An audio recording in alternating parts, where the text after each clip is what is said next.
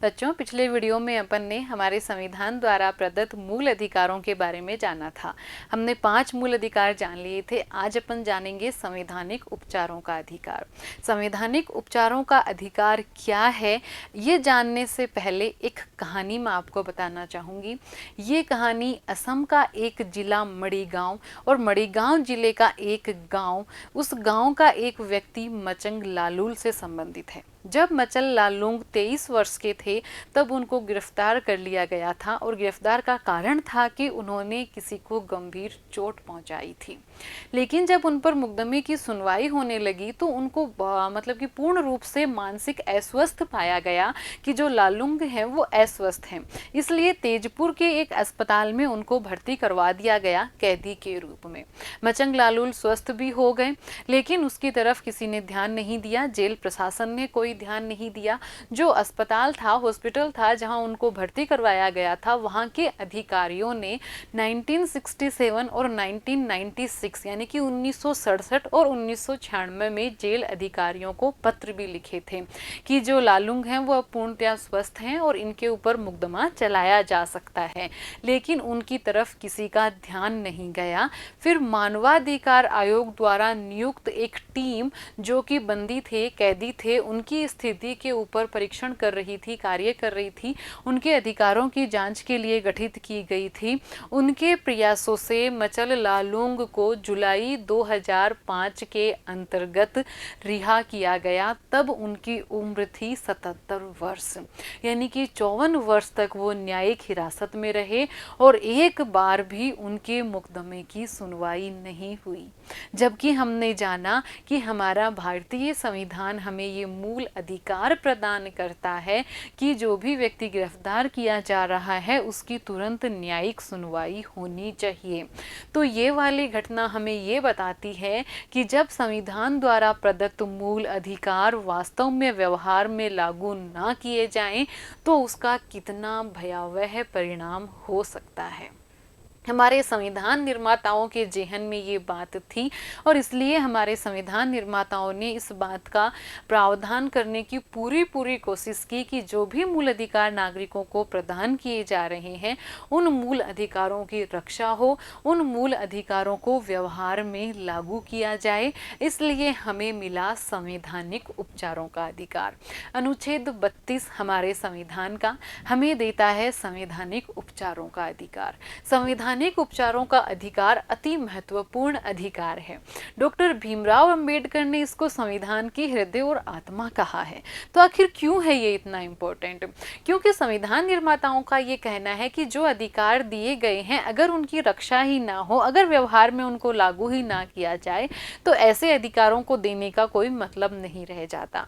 तो हमारा संवैधानिक उपचारों का अधिकार, जो पहले अपन ने 5 अधिकार पढ़े थे, उन मूल अधिकारों की रक्षा करता है। ये संविधान इस तरह के प्रावधान लेकर आया है कि हमारे मूल अधिकार हम प्राप्त कर पाएं। उन मूल अधिकारों की रक्षा हमारा संविधान करता है और उन मूल अधिकारों को हमसे कोई ना छीन सके, चाहे वो कोई व्यक्ति हो, समूह हो, निजी संगठन हो या फिर कोई सरकार हो। तो चलिए देखते हैं अपन आज हमारे संविधान के अंतर्गत संवैधानिक उपचारों का अधिकार। मूल अधिकारों की घोषणा तब तक अर्थहीन जब तक उन्हें प्रभावी रूप से लागू ना किया जाए। मूल अधिकारों की घोषणा मात्र से कुछ नहीं होगा, उनको लागू करना बहुत बहुत बहुत जरूरी है। संवैधानिक उपचारों का अधिकार मूल अधिकारों के संरक्षण का अधिकार है। इसीलिए संवैधानिक उपचारों का अधिकार महत्वपूर्ण अधिकार हो जाता है क्योंकि ये हमारे मूल अधिकारों की रक्षा करता है। डॉक्टर भीमराव अंबेडकर ने इसे संविधान की आत्मा और हृदय कहा है। ये वाला वाक्य बहुत इंपॉर्टेंट है, बहुत कंपटीशन एग्जाम में पूछा जाता है कि वो कौन सा अनुच्छेद है जिसको डॉक्टर भीमराव अंबेडकर ने संविधान की आत्मा एवं हृदय कहा है। तो उसका उत्तर होगा अनुच्छेद 32 जो कि है संवैधानिक उपचारों का अधिकार।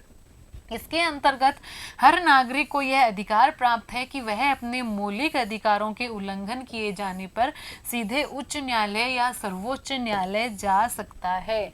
हमें ये अधिकार इस बात का अधिकार प्रदान करता है कि अगर हमारे मूल अधिकारों का हनन हुआ है, कौन से मूल अधिकार जो हमने पढ़े थे पीछे, कि अगर कोई हमारे जो विचार हैं उनकी अभिव्यक्ति से हमें रोकता है, अगर कोई हमें उचित पारिश्रमिक नहीं देता है, अगर हमारे साथ धर्म के नाम पर, जाति के नाम पर किसी प्रकार का भेदभाव होता है, तो इस हमारे अधिकारों की रक्षा के लिए हम सीधे उच्च न्यायालय में या फिर सीधे सर्वोच्च न्यायालय में अपील कर सकते हैं, सीधे जा सकते हैं अपनी अधिकारों की रक्षा के लिए न्यायपालिका के पास। मूल अधिकारों की रक्षा हेतु सर्वोच्च न्यायालय और उच्च न्यायालय कई प्रकार के विशेष आदेश जारी कर सकते हैं, जिन्हें प्रादेश या रिट कहते हैं। ये बहुत इंपॉर्टेंट बात है कि ये जो संवैधानिक उपचारों का अधिकार है, ये हमारे सर्वोच्च न्यायालय और उच्च न्यायालय को रिट जारी करने का आदेश देता है। ये रिट हैं, ये हमारे हमारे जो मूल अधिकार हैं उनकी रक्षा करती हैं। कौन कौन सी रिट हैं वो?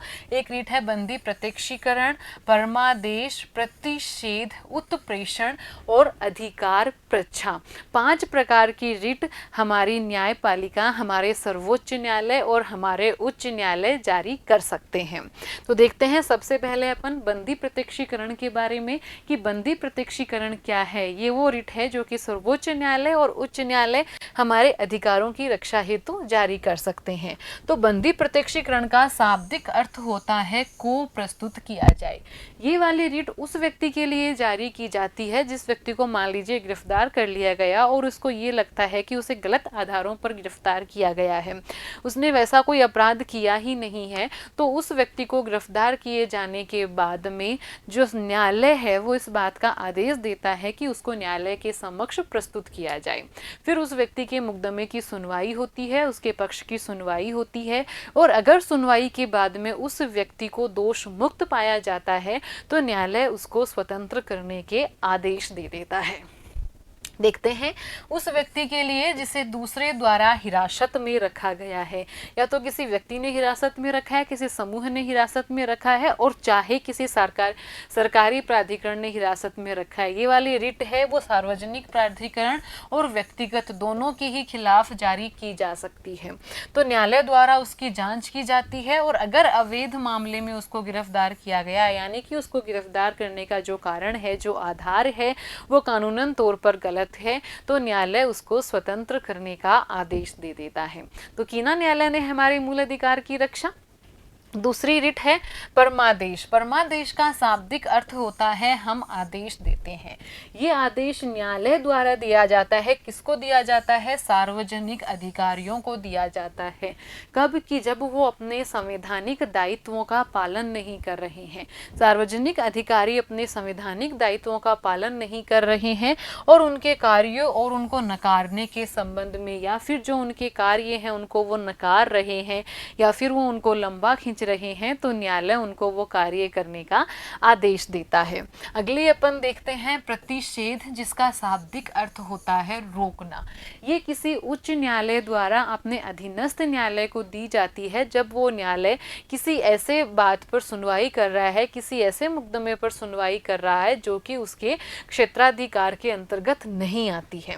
किसी उच्च न्यायालय द्वारा अधीनस्थ न्यायालयों को या अधिकरणों को अपने न्याय क्षेत्र से उच्च न्यायिक कार्यों को करने से रोकने के लिए, मतलब कि न्यायालय है वो अपने अधीनस्थ न्यायालयों को इसलिए जारी करता है ये वाली रिट कि जो उनका न्यायिक क्षेत्र है उससे उच्च क्षेत्र के मुकदमे वो सुन रहे हैं, विषय सुन रहे हैं, तो ऐसे विषयों पर रोकने के लिए ये वाली रिट जारी की जाती है।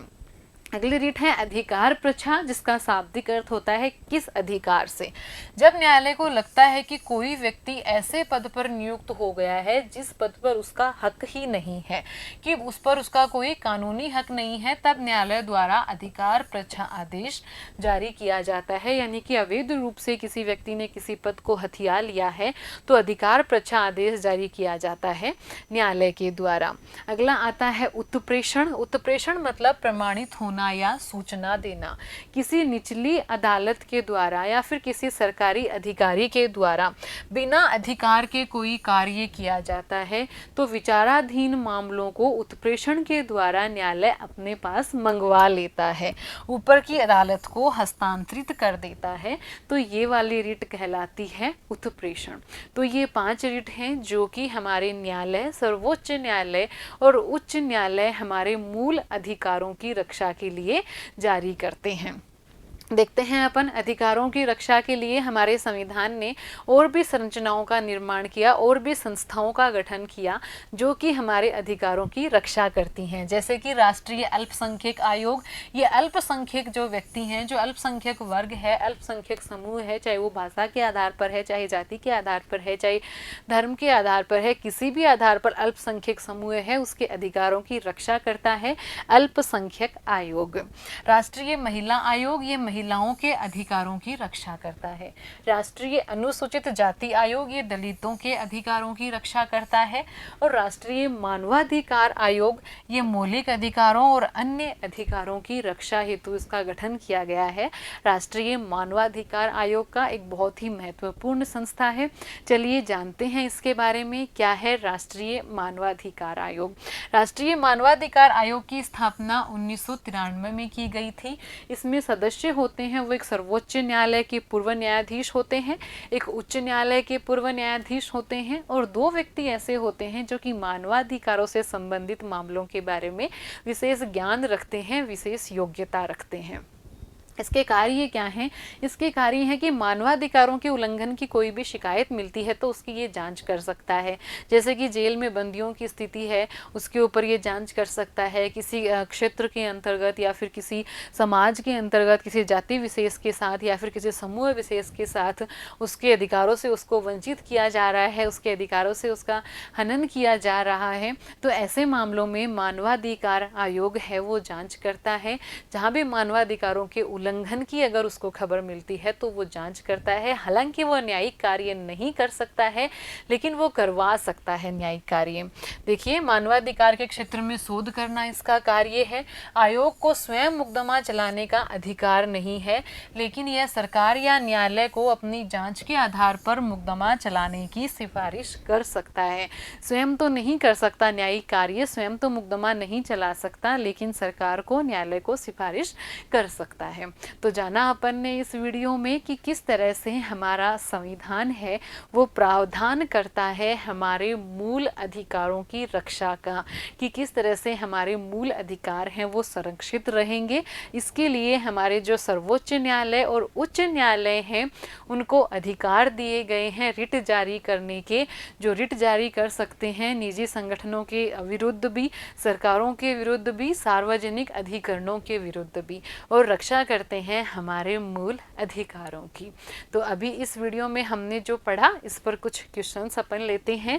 पहला प्रश्न है, संविधान के किस अनुच्छेद को डॉक्टर भीमराव अंबेडकर ने संविधान का हृदय एवं आत्मा कहा है?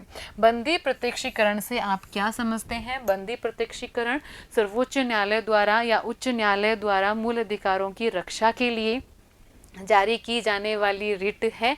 तो बंदी प्रत्यक्षीकरण का शाब्दिक अर्थ क्या है और किस व्यक्ति के लिए ये जारी की जा सकती है? कि कोई व्यक्ति जिसको हिरासत में लिया गया है, गिरफ्तार किया गया है, उसको अपने समक्ष पेश होने के लिए न्यायालय कह सकता है और बाद में उसकी जांच की जा सकती है, उसके मुकदमे की, उसके खिलाफ अपराधों की, और अगर अवैध तरीके से उसको गिरफ्तार किया गया है तो उसको स्वतंत्र करने के आदेश दिए जाते हैं। तो ये था अपना संवैधानिक उपचारों का अधिकार। अगले वीडियो में अपन पढ़ेंगे नीति निर्देशक तत्व। तब तक के लिए धन्यवाद।